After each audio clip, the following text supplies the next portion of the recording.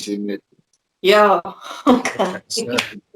Okay. So joining me today is Chantelle and Stefan. How's it, guys? How's it going? Funny you did. Hi. Good. Excellent. We're speaking to you guys for the first time. So, what my first question is going to be, I think I'm going to start with you, Chantelle, or would you like me to start with Stefan? It's fine. Let's let's let's start with Stefan.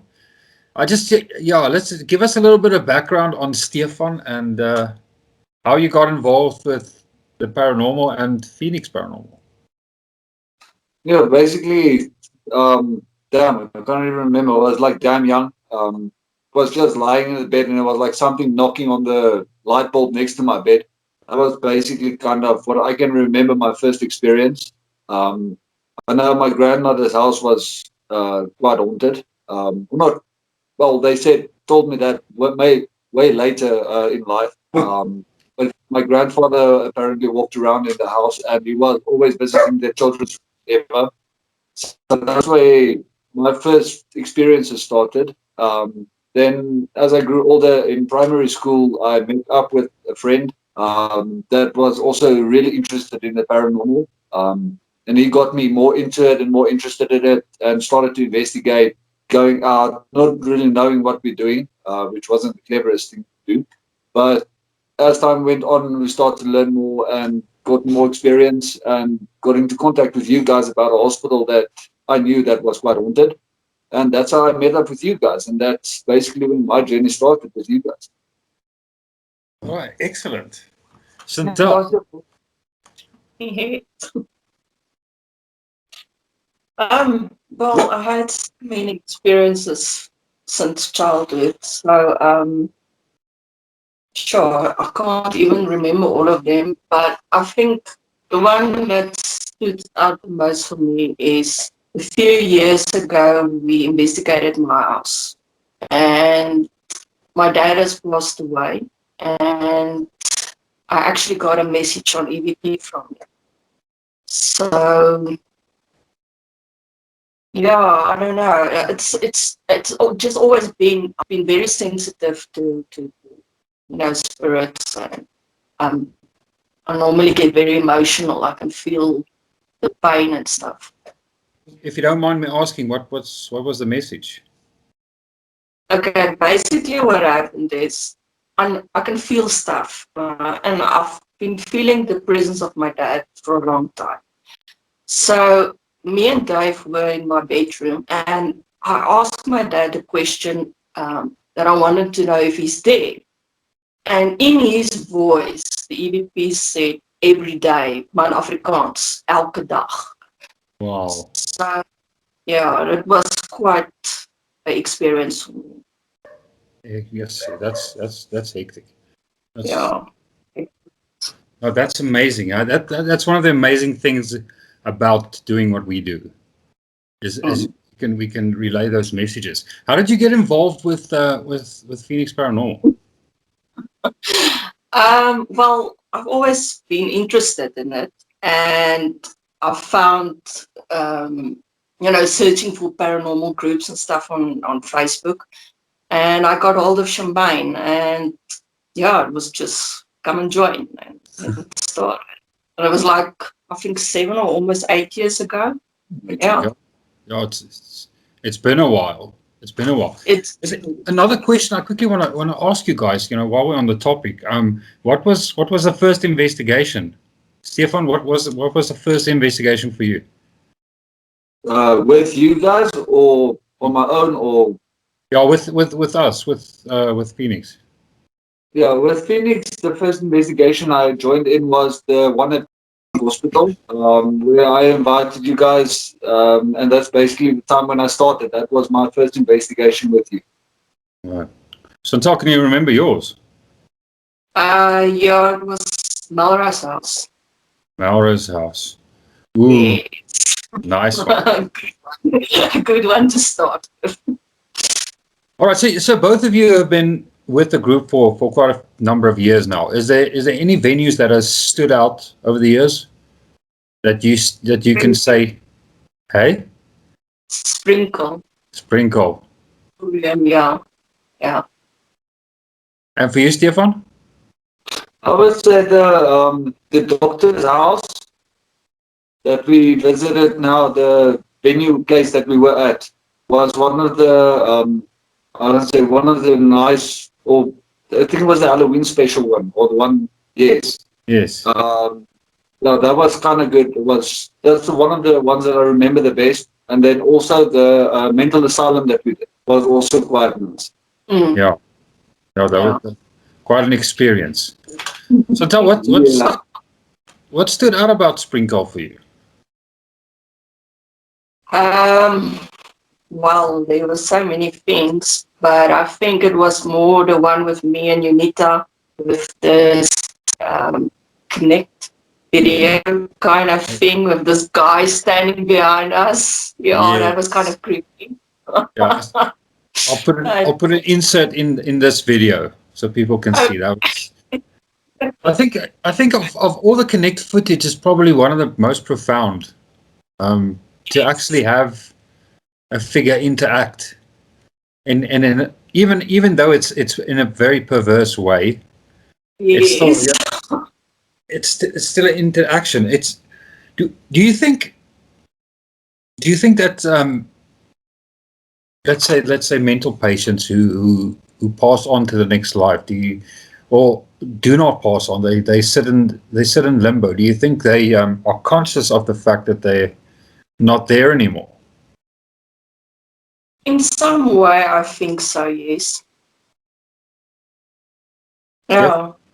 Yeah, I also think so because I'm going to say the fact that when we try to communicate, sometimes we do get a response from. So they have to know that we can't see them, and they still try to reach out to us in a way, in doing certain things and making noises, communicating with us on the EVPs and all those kind of things. So I assume, or I take it as they know that they're still there, but the body has moved on. Like they're kind of trapped in this realm and they can't go anywhere. I feel that they have that knowledge still that they are still here, but they're not here. So you're saying that the consciousness is aware of the fact that the mind is separated from the soul. Pretty much, yes. Yeah. Interesting. So I'm just wondering about intentions now. Let's say we had a very violent mental patient and they do pass away. That the remnants of the, let's say, for argument's sake, the soul, that evil intent almost. Do you think it stays behind to harm the living? I think in some cases, yeah. If you still got a grudge. Yeah. That's a grunge. It's like Grudge. a grudge. Right. Yeah. Yeah. Okay, you know what I mean. Yeah. I heard grudge. What did you say? She said grudge. So what Ah. else is grudge? It's a grudge. But yeah, from my side, I would say yes. If you go look at me and Yanni, okay, Yanni more specifically, he's been scratched much more. But I had my incident where I was also scratched, and I don't think anything that has pure intentions would actually go that far on doing that. And seeing that where we were, it was a doctor's house, so we don't know what that patient was treated. We don't know what the mental state of that patient was when they passed away. Maybe I was going to say maybe I reminded them of someone that they didn't like, or maybe threatened, yeah, or something like that. So that they try to either communicate directly with me to try to get my attention, or they try to do harm to me to get revenge on someone else that I remind them of. Yeah, it's difficult to say, but I would say personally, being scratched and having the experiences like that, something or someone doesn't is still there, and they still have that conscious state of mind in a way to keep the grudge and to actually do physical harm to someone, and that does happen as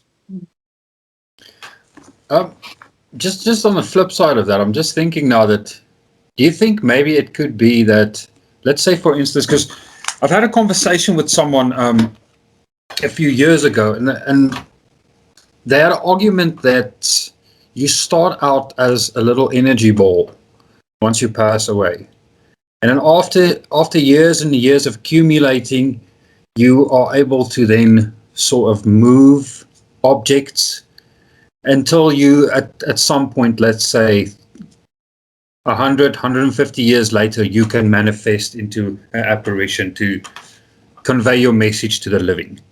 Is it maybe not that, let's say, I'm not saying in all cases, but that scratch marks sometimes out of desperation, maybe, that they're trying to get your attention, and we can't hear them at that certain point in time? What are you guys' thoughts?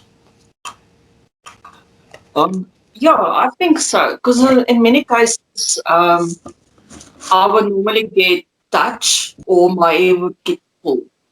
So, yeah, I think it's something for attention. But do you think they are conscious of the fact that you would know that someone's trying to communicate by pulling your hair? I do think so, yeah. Interesting. Stefan, what are your thoughts? Well, I agree with her. I would also think that they have that, I would say, that knowledge and power to actually know that, listen here, if I do this, I get a reaction. Or maybe it's just like a serious cry for help, and they try anything and everything to try to get our attention while we are there. Mm.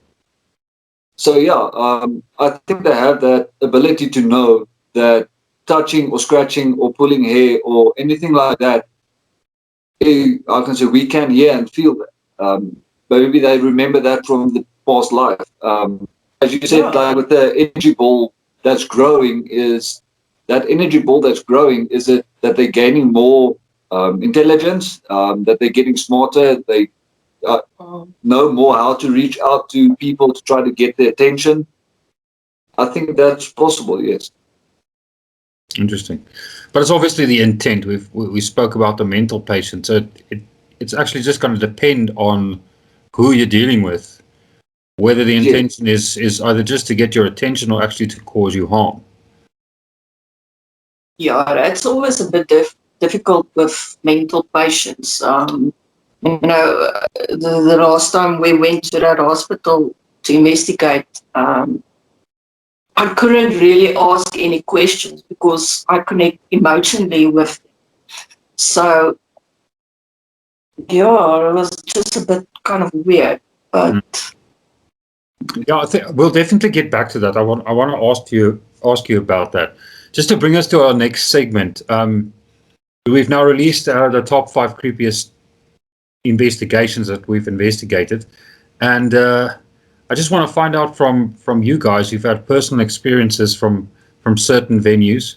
The Rec Hall, Chantelle, what kind of yes. what kind of activity have you experienced there?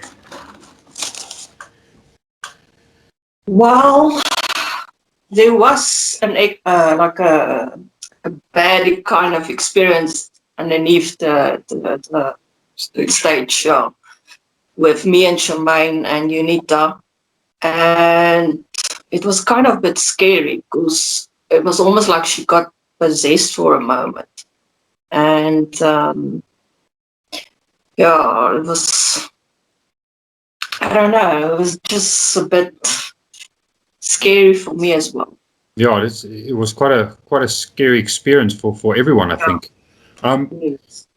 I was we were there on a separate occasion. I remember you were you, me, and Charmaine, and I think, was it your boyfriend at that time, with Derek, Yeah. when we were at the Rec Hall, and it was during the day, and I was underneath the stage, and I had a very strange experience there. It just felt like something was climbing on top of me and coming to sit on my head. Oh, I sort of panicked a that little bit. was, I just wanted to get it out was, of there, but mm, and EVPs and stuff. Can you remember any EVPs and stuff that stood out for you in the investigations? not that I really can't remember right now, but sure. No, that was definitely a different kind of experience that I put walked in. But tell us a little bit about what it feels like in the record. What was the general feel that you get from the place? This banner, that was so long time ago. I can't really remember. Um, it was, there was a lot of movement and EVPs we called, but there was definitely something dark. Would you say it's a negative spirit or just? Definitely something negative. But it's strong though. It's very strong. I don't think I've encountered anything like that in any other place. I haven't been to the Raadsaal yet, but Oh, yeah, that's also a very, very, very dark kind of place. yeah. My hair has actually been pulled there. So, and we had a lot of experiences, with Dave and Charmaine there and Yeah. the stuff that we saw. So, yes. Stefan, the abandoned mining hospital, obviously the hospital that introduced you to the group, and I have to say quite a creepy hospital. Not only for the fact that there's things running around in the dark, but it's still full of equipment. It's not just an empty building. There's so much going on there. When was the Yeah. first time that you discovered that this hospital was abandoned? And Yo, to be honest, I can't remember how long ago that was that I actually discovered it. It was one of my, I can say, one of the places we also always went, me and my friend, that basically got me into the paranormal stuff. And at a stage, it actually became like a habit for me to just go there on a Friday or Saturday and just go sit there for a while. And I want to say just to like experience something and just to see if I can get something. But yeah, I can't remember how long ago that was, but it was some time ago. I think I visited the place about 30 or 40 times before I invited you guys there. So yeah, it's been a while. so, what is your general feel of the hospital? What's your perspective on it? There is definitely something there. But what it is, I don't know. I don't feel like it's something evil or something that wants to hurt you or anything. It's just someone or something that is trying to say goodbye to someone. As it is a mining hospital, I take it that there was a lot of people that came through there that passed away in the hospital itself. The crematorium and the morgue was just behind the place. So there is a lot of death and sad memories in that place specifically. And I would say there's a lot of people that, or a lot of entities, you can say it like that, that's trying to reach out to try to say goodbye to family members that they've never had the chance to say goodbye for. My personal experience working in a mine, if something happens underground, there's no ways of communicating with anybody on the outside to say goodbye or anything. And by the time you get to a hospital, if the injury or anything is serious enough, there's no ways of you ever being able to say goodbye to anybody. And I think that's one of the main things of that hospital that keeps a lot of entities there, that keeps the place active. Yes, that's very true. Actually, I haven't thought about that, but that's very true. There's so much trauma caught up in there, and so many unfinished emotions. Like you say, Yeah, Yeah, to say goodbye. last years. Yeah. yeah. Because I can say if there's an accident on the ground, maybe that guy's still angry at someone for making the mistake that cost him his life at the end of the day. Yes, And yes. But that so yeah, scares the shit out of me. I mean, going underground scares the living shit out of me. I'm scared of the ocean, and I'm scared of going underground. It just terrifies me. I feel claustrophobic, like I can't breathe. It makes me very nervous. What's the deepest that you've been on the ground? my personal, I was at Western Deep Ends in what's the place? I can't remember the place name. It's very close to Cullinan, but the place name, the mine's name is Western Deep End. I think we went down about 3.7 kilometers there. It was pretty damn deep. Yep. Yeah, you get on about two or three what's it there? Icebox. Shafts. Yeah, there's like the shafts that you go down in the icebox. Yeah, the elevator. That thing. Yes. There's like That's, two or three that you take to go down. And I can say you go down so fast and so far, it's insane. And I can say it's really cramped in the cage, but as soon as you get out, it's actually quite nice and open. It's quite big. So the yeah, tunnel. my depth was I think 3.7 or 3.4. I'm not too sure, but it was deep enough to know that if something goes wrong, you never see daylight again. Yeah, but that's getting back to the mining hospital and the traumatic things that happened there. It kind of tells you why mining towns are so haunted. Yeah, yeah. There's a lot of things that happen. Especially here in the area where I live. I can say we basically run by mines. There's so many mines around us, and the accidents that I've heard of, the accidents that I've seen. Yeah, I know there's a certain area in one mine that they actually had to close off an area for the mining because people said that there's people walking around after there was an explosion, and I think the explosion took like 43 lives. So yeah, they had to physically close it off because of the people that didn't want to go in there anymore because of the fact that there's so many people that passed away there. Um, so yeah, I haven't visited the place. I've been at the walls where they closed it off, but to know the amount of people that actually pass away every year during mining accidents and all of that it's quite horrifying to be honest. Yeah, yeah, that's horrifying actually. Yeah. Cost of life. All right, let's talk a little bit about the haunted lunatic asylum. Chantelle, we just touched on that a little bit. I remember a specific incident where I think it was you, Arnu, and Charmaine walking in the maximum security ward for the women prisoners. And you got severely affected by that. What happened there? Well, I think in some sort of way I can connect with them mentally. And yeah, I was just totally overwhelmed with depression and sadness. And I just couldn't speak. I just couldn't get any words out. It was like they've shut me down so that I couldn't speak or ask anything. Yeah. So You talk about they. So you're talking about patients? yeah, there was more than one. But can you imagine for yourself what it must be like? It's I don't know. It's just like they don't want you to ask them any questions. I think a lot of people with mental illnesses are still shy and don't want to speak or come out with it.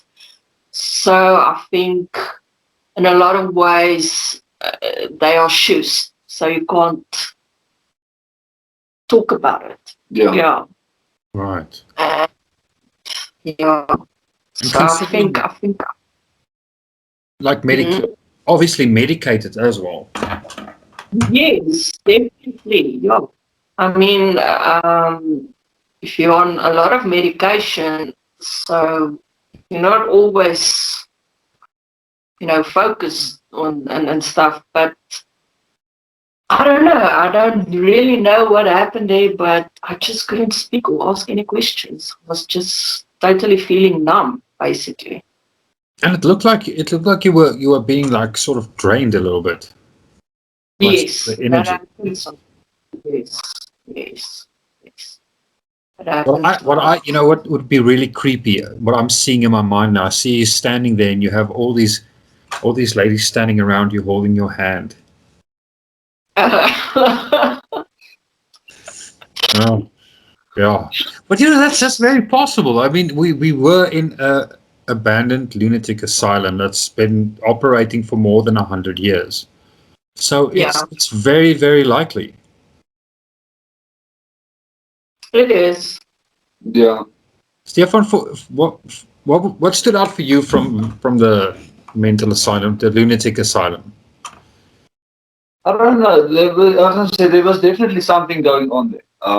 There was in the beginning, like the first passage we went down. I was gonna say I could feel like an insane amount of pressure that's pushing down on my shoulders. As we went on, the guys that went with us that knew the place, he actually got seriously like he felt ill, Oh yeah.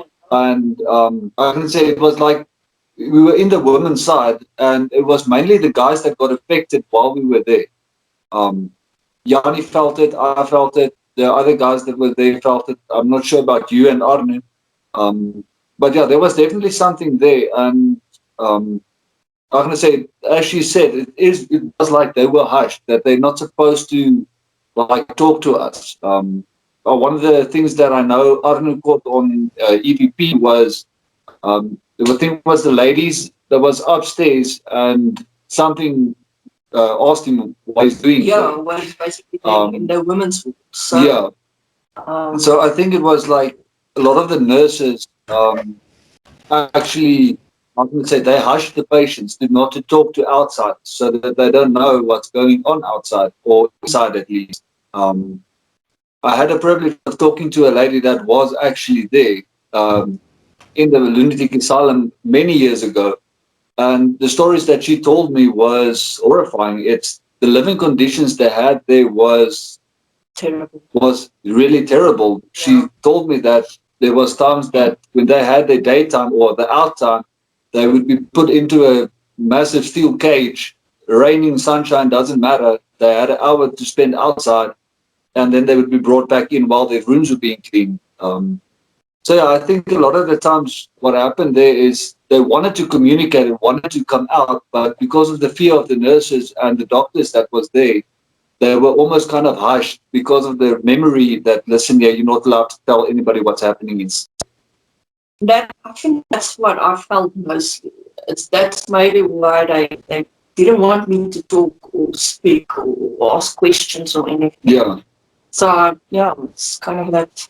Yeah, because I'm gonna say the place that I felt it the most was in the area where they had that solitary rooms with the massive steel doors. The lady that I spoke to was actually kept there in those rooms. So yeah, I think there's definitely something there. She told me quite a lot about how the people passed away from a lot of things there. Old age was one of the main things that took the people there, and then also there was But there's a lot of also a other lot things. of people that's just being abandoned there.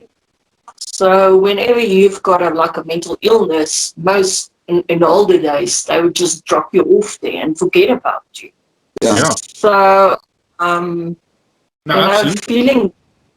feeling that lonesome and yeah. So So there's a much lot of emotion. sorry. No, I say it's so much emotion. Yeah, I think let's wind the clock back 75 years, and you will when I think when hospitals weren't that well regulated, I think the patients back then. I mean, we're talking in the 30s or 40s even, where Yes. when you're in a place like that, and like you say, so many people were abandoned. Nobody cares about you. I mean, the trauma they get put through. Just very interesting. Stefan, when we were in the, I think it was the green ward, where all the walls were painted green. Yes. Weird color. What's the actual name for that color? Turquoise. What is that? I have no idea. I don't know. It's green. So very Hospital green. interesting. Like what's nice about these investigations, we do the investigation, we put the videos and stuff out there, and people come back with stories. So you asked a question about who got hurt on the stairs, and we got a EVP coming through that said Bertie or something. So apparently, it's not Bertie, it's Bernie. Okay, and Bernie is a patient that hung himself in a tree outside the building. Shit, okay. Okay. So, Interesting. so what I'm thinking is that EVP that came through asking what we're doing there. I think it's the same. It's the same entity. It could be, yeah. Yeah, it can be. But as I can say, the EVP that came through and asked, I don't know, what are you doing here, was a lady's voice. So the person that you're talking about was a guy or girl that hung Oh, himself. that EVP was a guy. Stefan Maki. That was almost like news. Yeah, I can't remember that. Okay. Yeah, I can't remember that specifically. I'm gonna say the thought. I'm gonna say the. I'm gonna say it drained me. It's drained me like really bad. The experiences there were. I'm gonna say I had. We spent the night there, and I can't remember what time we left. So yeah, it was. Obviously, it was a really tiring experience that I had there. So remembering all of that is, Yeah. if you can maybe put a tip in it somewhere today. But the thing is,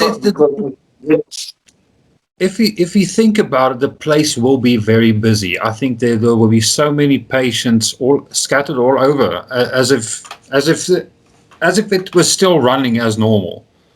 That's how I Yeah. picture it in my. You walk through the hallways and you're actually walking through countless ex-patients. It's and you feel it. There's so many different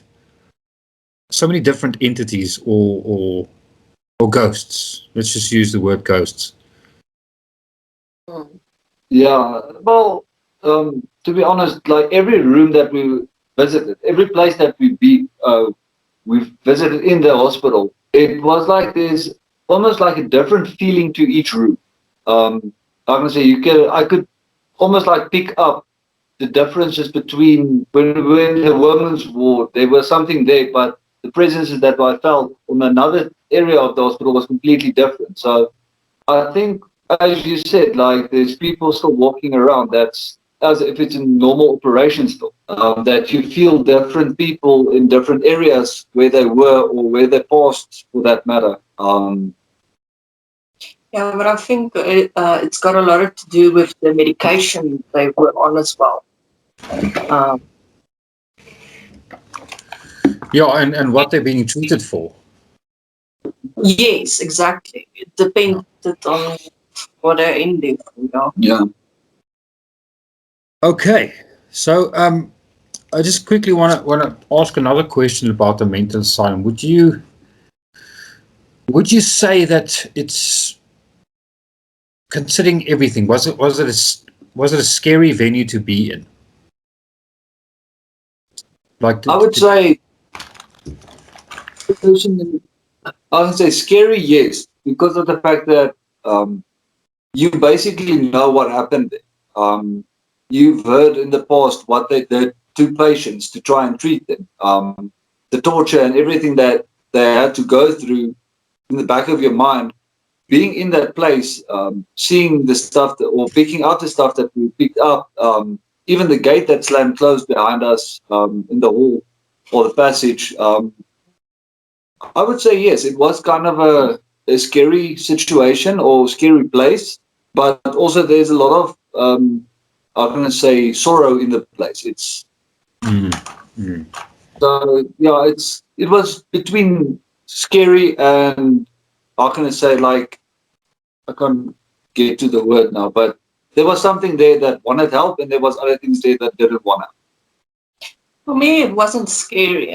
For me, it was more like a feeling of sadness, totally sadness, and the way they've been treated and not really getting the help they needed. Yeah. Yeah, for the time, let's say, the Yes. medicine wasn't involved enough to actually assist them and help them. And yeah, but there's some really, really sad stories connected, I think, to all mental asylums, and that for that matter. It was a couple of years ago. I saw this episode of what I think it was called the Preston Castle or something of that effect. I might be wrong, but they had I think about 123 patients in one room with one nurse attending to them.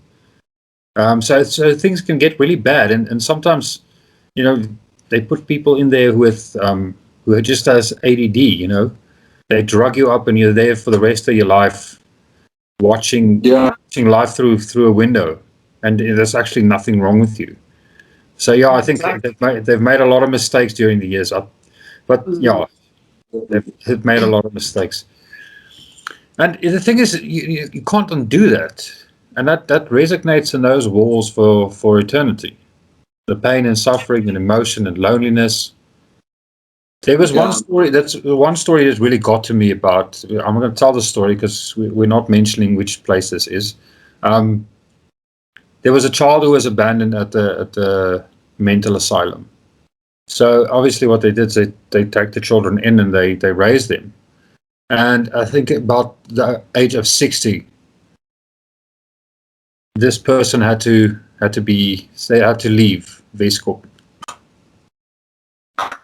They had to leave the mental asylum at the age of 60. So all you've known for 60 years of your life is living there, and now you just have to leave and go be normal. So that's very difficult. Yeah. Extremely difficult. So what happened to that person is they left the first day they left. She had a heart attack and they died. They just couldn't help. Actually, it's too much pressure to go out into the real world after being cooked up into a place. Yeah. So, that was his whole life. He didn't, or she didn't knew anything better. So it's like I think a best way to describe it to people is probably having a caged animal and then setting it free in the wild when it's an adult. You won't survive, and it's just the kind of stuff that they did. It's hectic. That is. Okay. Right. So just to end off this lovely interview of having with you folks, I'm going to ask you. So the game's name is Haunted, Not Haunted. All right. Okay. All right. So I'm going to ask you a venue. I want you guys to, if you don't know the place, that's fine. But you probably heard of these places. They're quite famous. So we haven't investigated there yet. So I want you guys to give me your honest opinions if it would be worth investigating them. So haunted or not haunted. Are you ready? Okay. Okay. The Cape Castle. Chantelle. Haunted, not haunted. Definitely. Definitely haunted. It has to be. It has to be. I've been there. Definitely it is. Okay. Erasmus Castle. Chantelle. Definitely. Stefan? I don't know the place. Yeah, it's in Pretoria East. I don't know if you take the drive off Garsfontein, you see this massive Victorian house. Oh yeah. Yes. Yeah.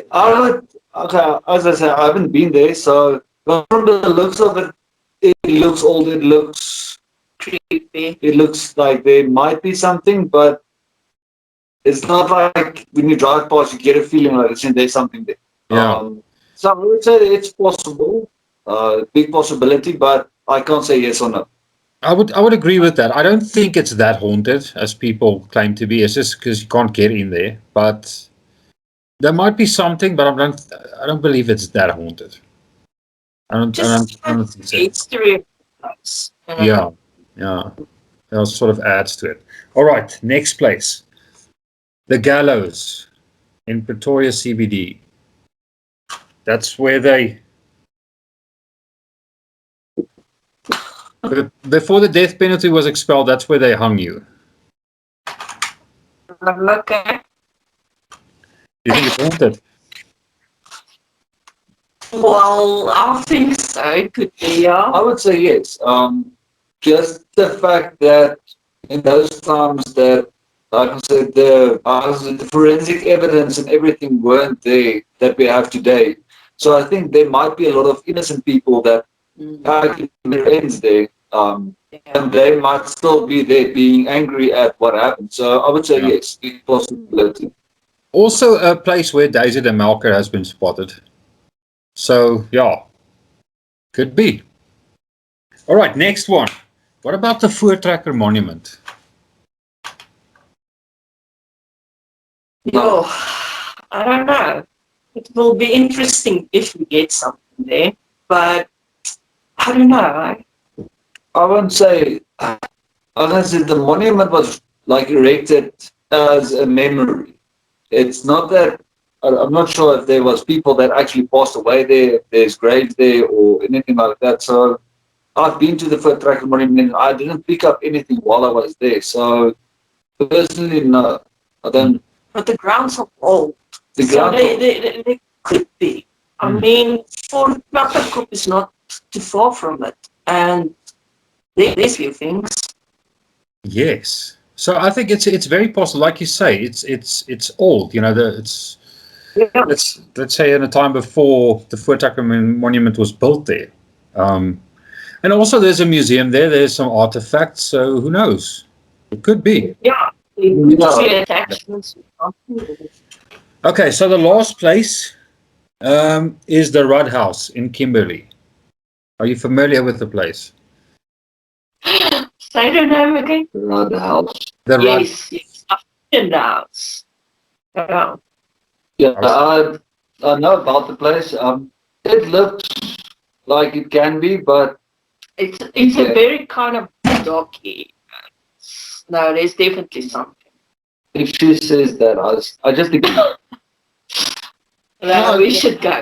We yeah, I should think go. that can be good. There's actually a lot of nice places in Kimberley to go. Oh, So so nice. I think one day we should go do just like a series on all the haunted places in Kimberley. yeah, it's my hometown. Is it? Yeah, I've been born That's there. another thing I want to say. Now, the people in Kimberley they embrace the fact that their town is so haunted so well. You know, they're always so willing to tell you stories and stuff. So I think that'll be so interesting. That'll be so interesting. One day, people. One day. Road trip. Yes, absolutely. Yeah. All right, guys. I would love to thank both of you for taking the time and chatting to me for the Weekly Phoenix. Thanks very much, Stefan, Chantelle. You guys were great. And hopefully we can do this again at some point. Definitely, yeah. Sounds good. All right. Awesome. All right. Thanks, guys. Bye.